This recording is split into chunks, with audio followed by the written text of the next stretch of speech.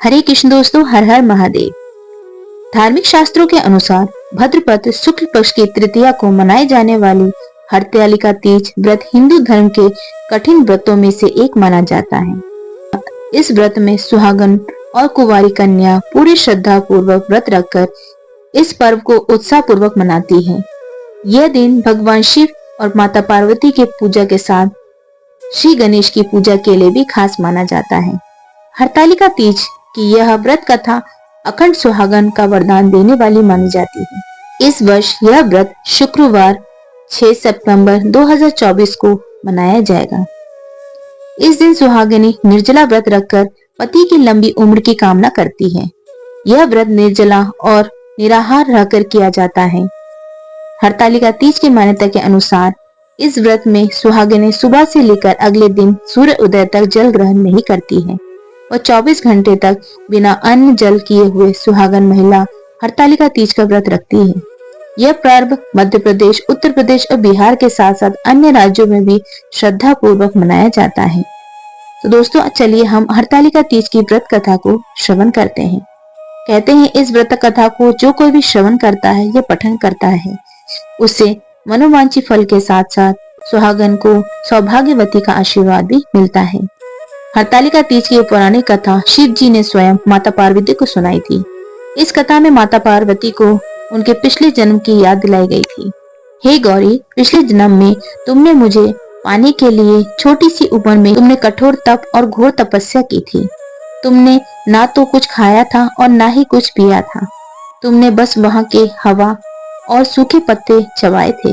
जला देने वाली गर्मी और कांप देने वाली ठंडी ने भी तुम्हें नहीं हटा पाई। डटी रही तुम। बारिश में भी तुमने जल नहीं पिया। तुम्हारी इस तरह हालत देखकर तुम्हारे माता पिता बहुत दुखी हुए। उनको दुखी देखकर नारद मुनि आए और कहा कि मुझे भगवान विष्णु ने यहाँ भेजा है। आप अपनी कन्या का विवाह उनसे कर दीजिए। वह आपकी कन्या से विवाह करना चाहते हैं। इस बारे में मैं आपकी राय जानना चाहता हूँ। नारद जी की बात सुनकर आपके पिता बोले, अगर भगवान विष्णु यह चाहते हैं तो उन्हें कोई आपत्ति नहीं, परंतु जब तुम्हें इस विवाह के बारे में पता चला तो तुम बहुत दुखी हुई।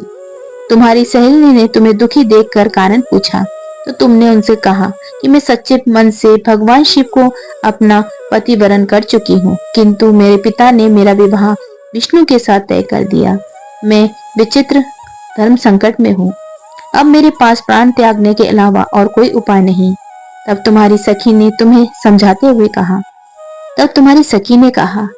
प्राण छोड़ने का कोई कारण है ये? संकट के समय धैर्य में काम लेना चाहिए।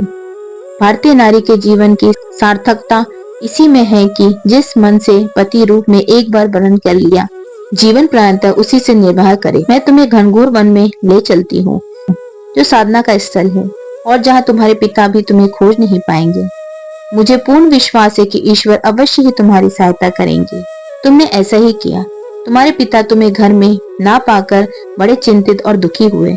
इधर तुम्हारी खोज होती रही, उधर तुम अपनी सहेली के साथ नदी के तट पर एक गुफा में मेरी आराधना में लीन हो गई। तुमने रेत की शिवलिंग का निर्माण किया। तुम्हारे इस कठोर तपस्या के प्रभाव से मेरा आसन भी हिल उठा और मैं शीघ्र ही तुम्हारे पास पहुंचा और तुम्हें वर मांगने के लिए कहा। तब अपनी तपस्या के फलीभूत मुझ पर अपने समक्ष पाकर तुमने कहा, मैं आपको सच्चे मन से पति के रूप में वरण कर चुकी हूँ। यदि आप सचमुच में मेरी तपस्या से प्रसन्न होकर यहाँ पधारे हैं तो मुझे अपनी अर्धांगिनी के रूप में स्वीकार कर लीजिए। तब तथास्तु कहकर मैं कैलाश पर्वत को लौट गया। उसी समय गिरिराज अपने बंधु बांधवों के साथ तुम्हें खोजते हुए वहां पहुंचे। तुमने सारा वृत्तांत बताया और कहा कि मैं तभी घर जाऊंगी अगर आप महादेव जी के साथ मेरा विवाह कराएंगे। तुम्हारे पिता मान गए और उन्होंने हमारा विवाह करा दिया। इस व्रत कथा के यह महत्व है कि इस व्रत को पूर्ण निष्ठा के साथ करने वाले प्रत्येक स्त्री को मनवांछित फल की प्राप्ति होती है। इस पूरे प्रकरण में तुम्हारी सखी ने तुम्हारा हरण किया था, इसीलिए इस व्रत का नाम हरतालिका तीज व्रत हो गया। इस व्रत से जुड़ी एक मान्यता यह भी है कि इस व्रत को करने वाली महिला माता पार्वती के समान सुख पूर्वक पति रमण करके शिव लोक की ओर जाती है। तो दोस्तों, हरतालिका तीज हर सुहागन के लिए अत्यंत महत्वपूर्ण व्रत है। यह व्रत जो भी स्त्री करती है उनकी मनोवांछित फल की प्राप्ति महादेव और माता पार्वती अवश्य पूर्ण करते हैं। जो कन्या विवाहित नहीं है, मनवांछित पति के लिए भी यह व्रत करती है। यह व्रत अत्यंत ही महत्वपूर्ण व्रत है और इससे भी बढ़कर है इस व्रत की कथा।